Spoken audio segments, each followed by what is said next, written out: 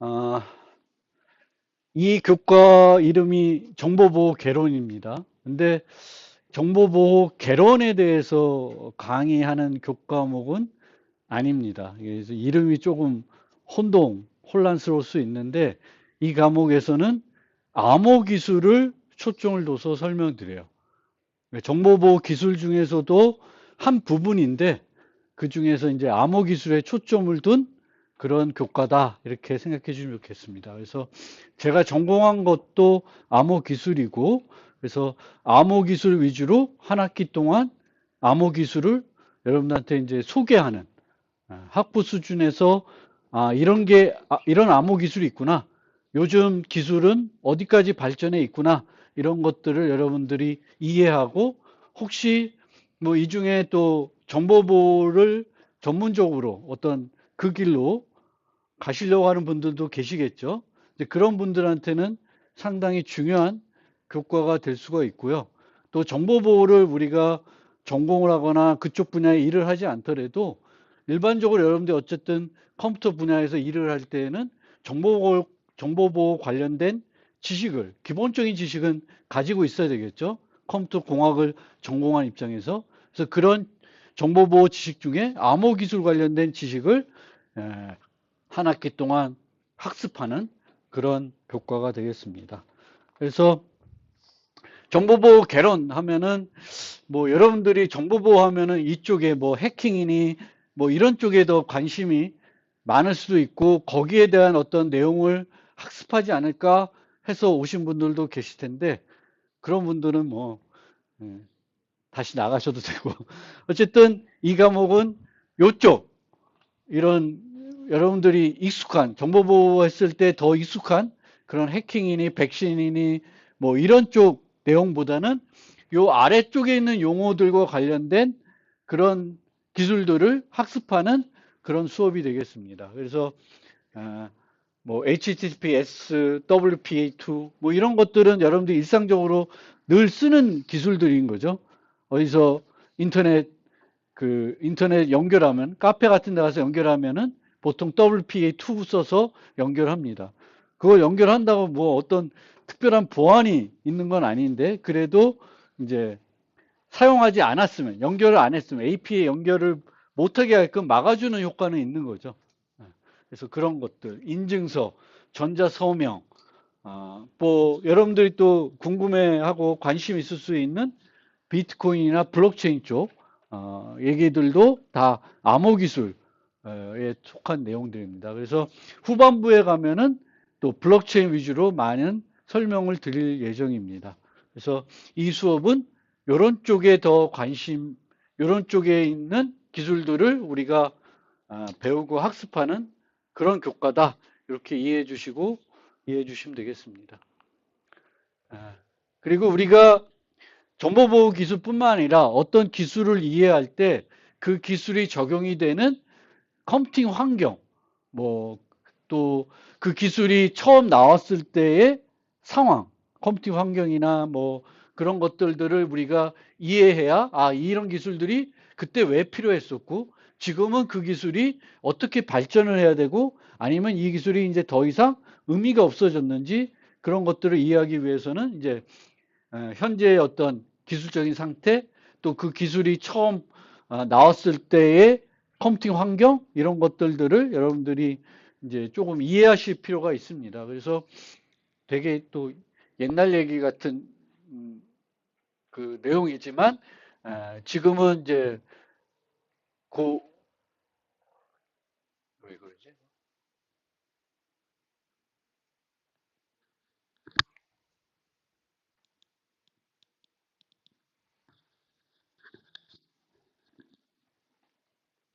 녹화가 잘 되겠죠? 이상하네. 뭐 왜 나타나죠?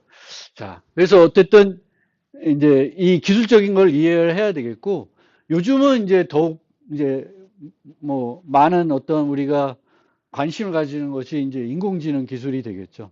그래서 인공지능 기술은 정보보호 입장에서 보면은 두 가지 측면이 다 있습니다. 인공지능을 이용해서 조금 더 손쉽게 공격을 할 수 있는 또 공격을 강화시키는 어떤 도구로서 인공지능이 활용이 되고 있고요. 또 반면에 방어하는 기술 측면에서도 우리가 인공지능을 활용해서 좀 더 잘 방어하는 그런 기술로도 쓰이고 있어요. 그래서 양면성이 다 있고요. 어쨌든 이 기술의 발전에 따라서 우리가 좀 더 생각해 봐야 되는 거는 이런 보안 위협들이 많이 바뀌고 있는 거죠. 뒤에 이제 보이실 것처럼 뭐 이것도 좀 오래된 얘기지만 이제 해킹이 뭐 컴퓨터에 대한 해킹만 있는 건 아니죠, 이제는. 서버에 대한 해킹 이런 것만 있는 것이 아니라 뭐 단순하게는 커피포트에 대한 해킹도 가능한 거죠. 커피포트가 IoT 기술로 있어서 거기가 뭐 무선으로 연결돼 있다. 그러면 그걸 해킹해가지고 그 집에 있는 AP의 어떤 패스워드 같은 것을 알아낼 수가 있고, 그럼 알아내면 또다시 그 집에 있는 다른 기기에 또 쉽게 접근할 수 있는 어떤 수단들이 되는 거죠. 그래서 지금은 이제 이 공격들이 어떤 우리가 알고 있던 PC나 이런 것에 제한이 되는 것이 아니라 다양한 뭐 스마트 기기, 뭐 여러 기기들로 이제 넓혀가고 있는 거죠. 자동차도 그렇고 뭐 로봇 청소기도 그렇고 뭐 다 여러분들이 집에서 많은 여러 가지 스마트 기기들이 있을 테고 그런 스마트 기기들이 다 인터넷과 연결돼서 어떤 서비스를 한다 그러면 다 공격자들의 어떤 먹잇감, 해킹 대상이 될 수가 있는 거죠. 그래서 그런 것들을 우리가 좀 생각을 해봐야 될 거고요. 정보보호 입장에서는 요즘은 또 프라이버시 침해가 상당히 이슈가 되고 그 프라이버시 침해를 어떻게 좀 보호할 수 있을까? 거기서 이제 암호 기술이 많이 활용이 되고 있고요. 그리고 이제 모든 것들이 이렇게 컴퓨터들이 연결되고 장치들이 연결되다 보니까 어떤 공격이 있었을 때 그 피해가 커지는 거죠. 빠르게 확산이 되고. 그래서 그런 것들을 우리가 생각하면서 이제 암호 기술을 이해해 줄 필요가 있습니다. 정보보호 기술 포함해서요. 그래서 저는 정보보호 분야를 크게 이렇게 기타 빼고는 네 가지 분야로 나누어서 접근할 수 있다고 생각을 합니다. 그래서 첫 번째가 프로그램 보안인데 프로그램 보안은 이 소프트웨어와 관련된, 그러니까 소프트웨어를 우리가 코드를 이용해서 이제 개발을 할 텐데 이 소프트웨어들이 어떤 허점을 갖고 있으면 이 허점이라는 것이 어떤 기능적인 허점이 아니라 보안 취약점을 가지고 있다는 거죠.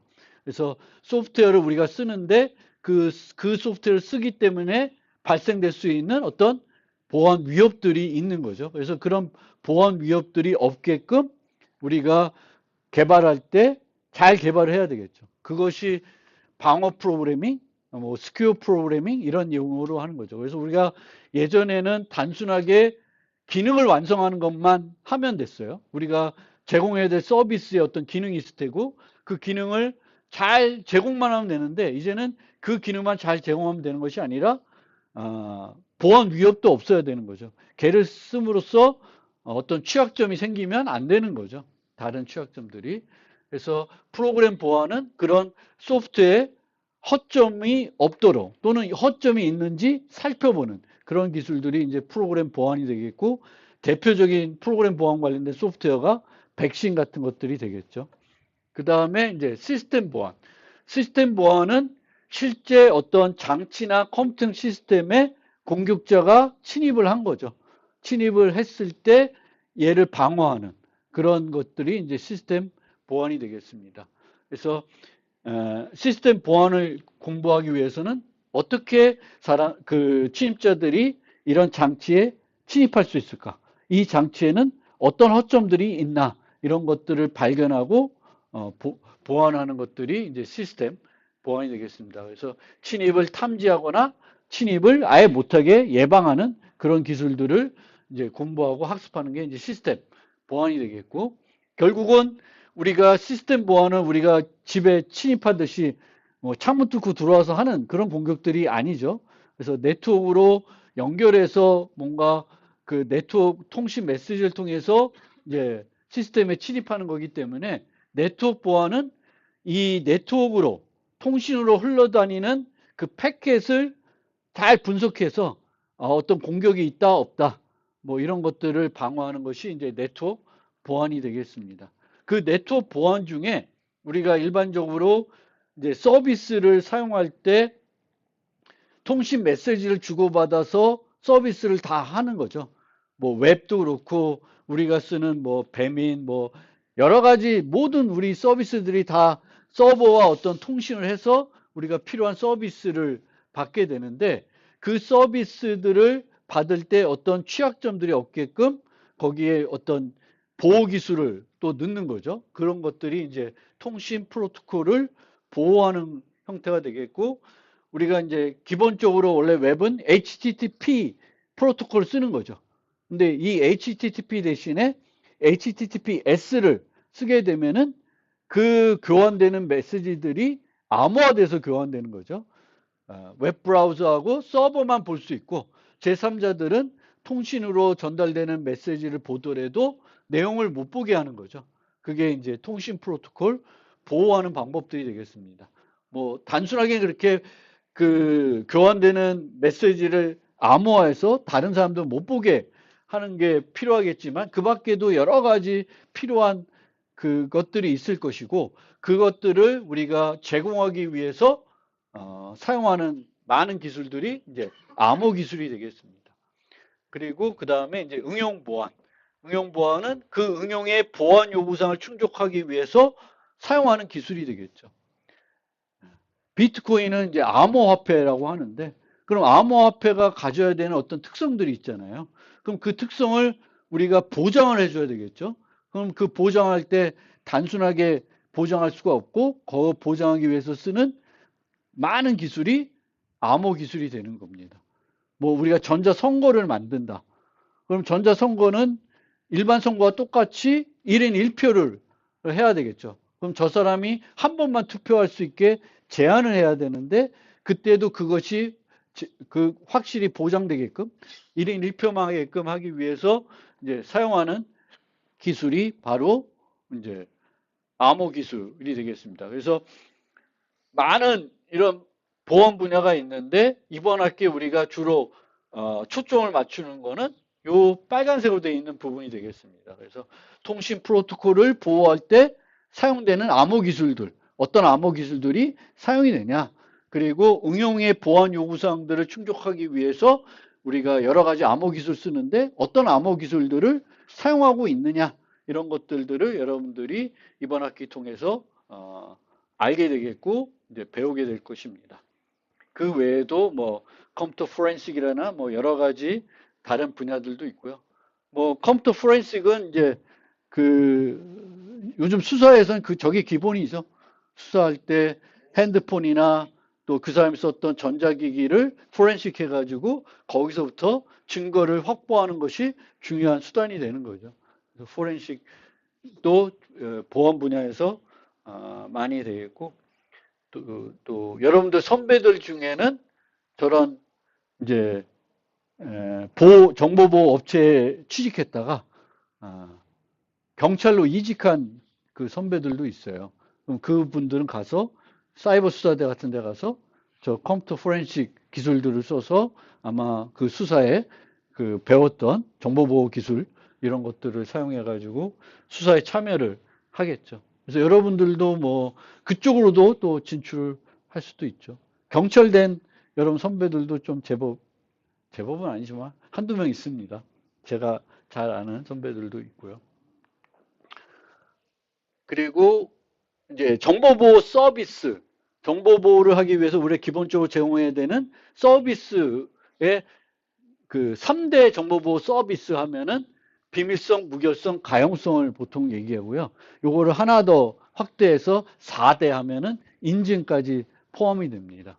그런데 이 네 가지 중에 가용성을 제외하고 비밀성, 무결성, 인증 요 세 가지는 대부분 정보보호 기술 중에서도 이번 학기에 우리가 다루는 암호 기술을 이용해서 제공해주는 서비스가 되겠습니다. 그래서 이 암호 기술이라는 것이 정보보호에서 상당히 중요한 핵심적인 역할을 하는 기술이다라는 거 여러분들이 알아두시면 되겠습니다. 그래서 비밀성은 뭐 다 아시는 거죠. 그래서 볼 수 있는 사람만 봐야 되는 거죠. 인가된 사람만 보고 인가되지 않은 사람들은 보지 못하게 하는 거고요. 이 비밀성은 보장이 돼야 돼요. 절대 보지 못하는 사람이 볼 수 없어야 되는 거죠. 근데 그것과 비교해서 무결성을 살펴보면 무결성은 데이터가 변조됐다 아니다.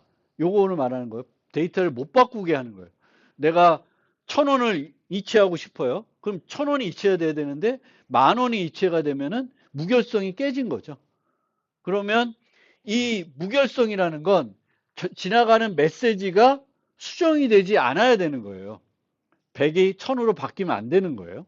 그런데 100이 1000으로 안 바뀌게끔 막는 그런 방법들은 일반적인 우리가 그 일반적인 통신 채널로 전달해서는 제공할 수가 없습니다. 왜냐하면 누구든지 그걸 가로챌 수 있고 디지털 데이터는 누구든지 뭔가 수정할 수 있죠. 비트를 바꿀 수가 있는 거죠.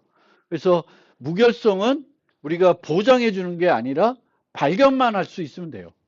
아, 송신자가 전달한 게 100원이었는데 보니까 1000원이 됐더라. 그럼 잘못된 거죠. 그러면 수행을 안 하면 돼요. 그래서 암호 기술은 대부분 우리가 공격이 아예 발생하지 않도록 막지는 못해요. 근데 공격을 막지 못해도 뭘 할 수 있으면 되냐? 공격이 있다는 것만 인식할 수만 있으면 돼요. 그게 첫 번째입니다. 공격이 있구나. 그럼 어떻게 하면 돼요? 그거를 수행을 멈추면 돼요. 내가 하던 걸 멈추고 취소시키면 물론 내가 이 가용성이라는 측면에서 어떤 서비스를 받고 싶었는데 못 받은 거죠. 내가 돈을 이체하고 싶었는데 이체는 못했어요. 하지만 엉뚱하게 이체는 안 했기 때문에 피해는 적어진 거죠.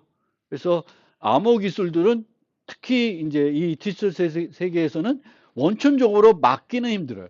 물론 비밀성은 막아줘야 되는, 보장을 해줘야 되는 거지만 비밀성이 아닌 대부분의 우리가 제공의 서비스는 이제 막을 수는 없어요. 그러니까 일어나는 것들을 일어나지 않도록 하기는 어렵고 어떤 공격들이 있으면 아, 이게 공격이구나라는 거를 눈치채기만 하게 해주면 그걸로 성공하는 거예요. 암호 기술은. 그래서 공격이 존재했다라는 것만 알게 해주면 되는 겁니다.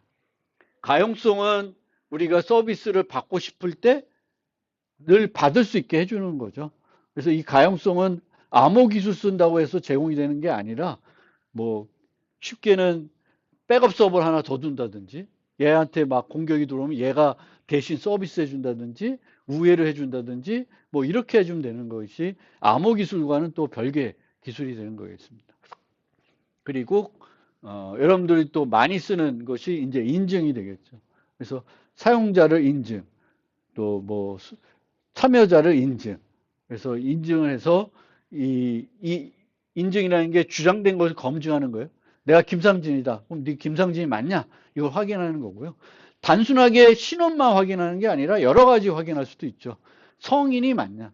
김상진인 건 중요하지 않고 이 사람이 성인이면 되는 거고 또 김상진이 뭐 한기대 교수가 맞냐? 그걸 확인할 수도 있고요.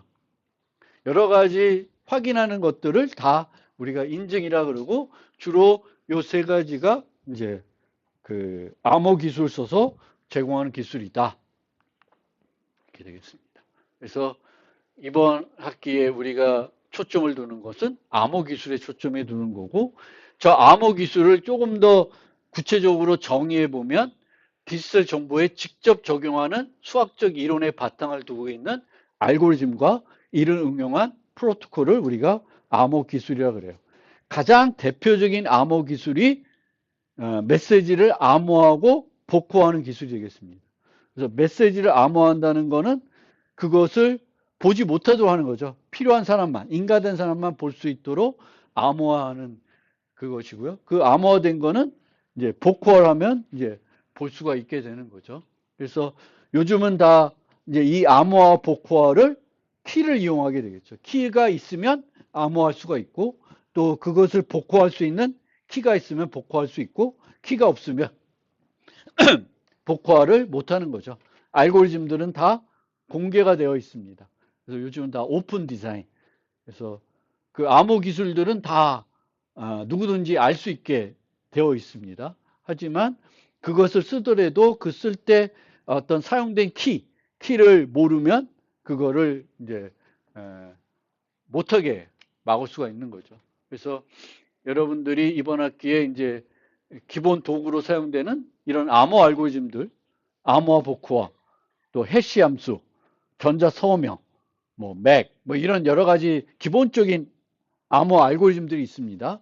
그래서 그 암호 알고리즘들에 대한 사용법, 어떻게 써야 되는 건지, 어떤 특성들을 갖고 있는지를 설명해 드리고, 이 암호 알고리즘들을 이제 이용해 가지고 우리가 통신 프로토콜을 보호하게 됩니다. 그래서 그런 통신 프로토콜을 우리는 이제 암호 프로토콜이라고 그래요. 암호 기술을 사용하는 프로토콜이 되겠습니다.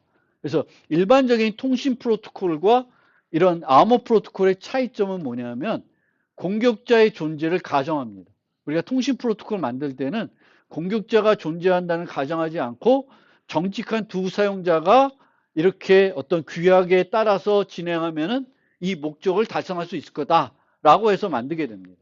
근데 이제 그렇게 만들고 나면 이제 어떤 나쁜 사람들이 존재할 수가 있는 거죠. 그래서 암호 프로토콜은 이런 나쁜 사람들이 있더라도 서비스가 계속되거나 서비스는 계속되지 못하더라도 어떤 피해는 발생하지 않도록 해주는 것이 이제 암호 프로토콜이 되겠습니다. 그래서 암호 프로토콜은 항상 공격자가 있다는 걸 생각하고 그런 공격자가 있더라도 피해가 없게끔 그렇게 해주는 프로토콜이 되겠습니다. 물론 이 암호 알고리즘과 암호 프로토콜은 실제 아주 깊숙이 이해하려면 수학도 많이 알아야 되겠고 너무 어렵습니다. 저도 이해 못하는 게 많아요. 그래서 그런 것들을 이 수업에서 다 설명하고 있기에는 힘들겠고요. 여러분들이 뭐 이 중에 이제 대학원 가서 정보보호를 전공하겠다. 정보보호를 전공하더라도 이제 대학원에서 암호기술 쪽으로 전공하겠다. 그러면 이런 이제 이 수학들을 조금 더 깊게 공부를 하셔야 되겠지만 이제 여러분들은 학부 수준에서는 이제 그럴 필요까지는 없으니까 이제 좀 더 윗 레벨에서 추상적인 레벨에서 이제 이해를 하고 이런 거구나 이런 것들을 이해하는 수준에서 설명하려고 노력을 하겠습니다. 그래서 위에서 좀 어렵지만 조금 더 쉽게 설명하려고 제가 노력을 하겠다라는 거고요. 물론 저도 잘 모르기 때문에 어떤 것들은 그런 것들을 제가 설명할 수가 없으니까 조금 더 상위 수준에서 이제 여러분들을 이제 설명을 해드린다라는 것이 되겠습니다. 그래서 암호 기술을 바탕으로 이제 이번 학기 여러분들이 정보보호 개념을 좀 이해해 주시면 좋겠고 주어진 문제에 대해서 어떤 보안 요구사항들이 있는지 이제 도출할 수 있는 능력을 좀 배양하면 좋겠고 암호 알고리즘의 기본적인 이해와 올바르게 활용할 수 있는 능력 그 다음에 이 암호 알고리즘 가지고 이제 암호 프로토콜들을 만들 텐데 이 암호 프로토콜을 기초적인 암호 프로토콜을 설계하는 능력 그 암호 프로토콜에 사용되는 암호 기술들을 단순한 암호 알고리즘 말고도 이제 복잡한 기술들이 있기 때문에 어떤 기술들이 있는지를 설명해 드릴 거고요. 또 이런 이제 최신 기술 동향은 어떻게 되는지 이 암호 기술 세계에서 그런 것들을 설명드리고 이런 암호 기술 안전성과 효율성은 또 어떻게 분석하는지 설명드리겠습니다. 그래서 이런 걸 통해서 이제 암호 기술에 초점을 둬서 정보 보호를 우리가 학습하는 그런 과목이 되겠고요. 이런 것들을 배우다 보면은 이 암호 기술에 사용된 여러 가지 그 기술들이나 방법들이 꼭 암호 기술에만 적용하는 그런 내용들은 아니겠죠. 일반적으로 여러분들이 다른 문제를 해결할 때도 이제 사용할 수 있는 접근법들이 되겠습니다. 그래서 그런 것들은 여러분들이 배우고 나서 다른 데서 일을 하셔도 그런 데다가 여러분들이 배운 내용들을 적용해 보고 응용해 볼 수가 있을 것입니다. 그래서 앞서 조금 설명해 드렸지만 이제 정보보호 분야에서 일을 하고 싶은 학생들도 있겠죠. 그런 학생들한테는 이제 꼭 들어야 되는 수업이니까 열심히 좀 들어주겠고요. 또 그런 마음은 없었는데 듣다 보니까 재밌네 이렇게 생길 수도 있죠. 그러면 그런 분들은 좀 대학원에 가서 이쪽 암호기술 쪽으로 추가적으로 좀 공부를 해보시면 좋을 것 같기도 하겠습니다. 좋을 것 같습니다. 근데 그렇지 않더라도 기본적으로 이제 여러분들이 컴퓨터를 공학을 전공하고 컴퓨터 공학 관련된 일들, 뭐 개발자로 일하든 어떤 일들을 뭐 나가서 다른 일을 하신다 그러면 뭐 상관이 없을 수도 있겠지만 컴퓨터 관련된 일들을 하면은 이제 기본적으로 암호 기술의 기본적인 이해들은 하고 있으면 좋을 거고 특히 이제 블록체인 관련된 내용들은 꼭 암호 기술만 포함된 기술이 아니기 때문에 그런 쪽에는 여러분들이 기본적인 지식들은 상식 수준에서 뭐 상식은 보다는 공학 여러분들이 대학에서 배워야 되는 어떤 기초 전공으로서 여러분들이 생각을 해주시면 되겠습니다. 그래서 뭐 제 수업을 많이 들었으면 이제 아시겠지만 이제 아는 내용이겠지만 교재도 있고요. 제가 쓴 책인데 이 교재가 있고 아까 얘기한 것처럼 지금 강의를 녹화하고 있는데 녹화가 지금 잘 되고 있는지 모르겠어요. 아까 이상 메시지가 떴는데 여기서 이제 그 녹화가 잘 됐으면 볼 수 있고요. 옛날 강의도 올라가 있으니까 옛날하고 지금하고 큰 차이는 없을 수도 있어요. 그래서 그렇게 보시면 되겠고요. 통신 내용이 많이 나오니까 기본적인 통신 내용과 좀 결합해서 이해를 해주시면 이해해 줄 필요가 있고요. 그리고 이 과목은 그냥 이론 과목이에요. 이론 과목이기 때문에 그냥 와서 수업 듣고 그걸로 이제 뭐 특별히 추가적으로 할 건 없죠. 그래서 수업만 잘 들으시면 되겠고 이제 숙제가 이제 연습 문제 푸는 건데 뭐 연습 문제 또 AI 보고 다 풀라 그러면 금방 풀 테니까. 근데 이제 그런 AI를 활용해서 여러분들이 학습을 어떻게 하냐? 그건 이제 여러분들에 달려 있는 것 같아요. 그냥 AI가 다 준 대로 베꼈으면 아무런 발전은 없겠죠. 그런데 그건 여러분 몫이니까 뭐 수업을 어떻게 바꿔야 되겠다 이런 생각은 저도 잘 못하겠어요. 근데 어쨌든 이 수업은 이제 연습 문제를 숙제로 내드리고요. 그 숙제를 이제 어떤 방법으로든 하시면 되겠고, 그래서 내가 이 들었던 내용을 조금 더 이해해보고 그런 걸로 이제 활용하시면 되겠고, 주로 이 과제에 대한 평가는 이제 중간 기말 두 번 이제 이론 시험을 볼 텐데 그 이론 시험의 결과로 어쨌든 점수가 나갈 것이고요. 그 다음에 이제 그 LMS에 이제 그 퀴즈가 나가고요. 이 퀴즈는 교재에도 있는 퀴즈예요. 연습 문제 그쪽에 있거든요. 그래서 그 퀴즈를 이제 EL에서 풀 수가 있고요. 그거는 매주 푸시고 저 푼 것도 이제 점수에 반영이 됩니다. 그래서 대충 풀지 마시고 조금 그래도 생각하면서 풀어가지고 너무 많이 틀리면 나중에. 근데 그게 또 큰 점수 차이는 안 나요. 근데 안 풀으면 빵점이 되니까 그거는 클 수가 있습니다. 그래서 시간 내에 3번으로 다 찍더라도 푸는 게 더 필요하실 테고요. 그리고 과제는 이제 아까 내 연습 문제를 드리는데 그 연습 문제 풀어서 전자문서로 해서 이제 EL에 제출을 기간 내에 하시면 되겠습니다. 그리고 중간 기반은 8주 15주에 정확하게 볼 예정이고요. 강의 부교재와는 참고해 주시면 되겠고 전반부의 기본적인 내용을 다루고 후반부의 응용 쪽을 다룰 겁니다. 근데 강의를 하다 보면은 진도가 생각보다 느려질 수가 있어요. 느려지면 이쪽 부분은 빼고 블록체인 쪽으로 바로 가겠습니다. 왜냐하면 얘가 좀 더 여러분들이 꼭 알아야 되는 내용들이기 때문에 이쪽으로 조금 더 초점을 두겠고 이쪽에 대해서는 또 제가 1년 동안 쉬면서 나름 조금 또 공부를 좀 해서 새롭게 그 교재에 있는 내용 말고 다른 내용으로 잘 설명을 해드리려고 노력할 거예요. 요즘 블록체인에 어디까지 발전했는지를 나름대로 좀 설명드릴 테니까 후반부는 요 블록체인에 조금 더 포커싱을 둬서 설명을 해드려 보겠습니다. 그래서 후반부에는 여기는 못 다룰 수도 있다. 강의 나가는 거에 따라서는 이렇게 하시면 되겠습니다.